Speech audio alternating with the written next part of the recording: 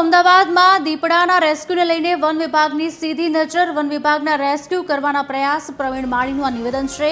નદીના કોતરમાંથી આવ્યો હોવાનું ક્યાંક અનુમાન લગાવવામાં આવી રહ્યું છે.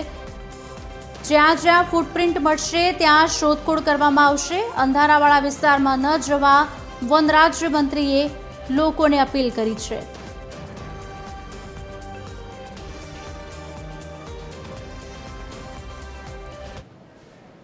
આજે સેલા અને બોપલ ગોમા વિસ્તારની અંદર દીપડો ફરવાના સીસીટીવીના માધ્યમ દ્વારા અને લોકોના માધ્યમ દ્વારા સમાચાર મળેલ છે. દીપડો હજી સુધી કોઈને નુકસાન કર્યાના સમાચાર મળ્યા નથી. તેને રેસ્ક્યુ કરવા માટે ફોરેસ્ટ ડિપાર્ટમેન્ટ દ્વારા તમામ ટીમો લાગી ગઈ છે.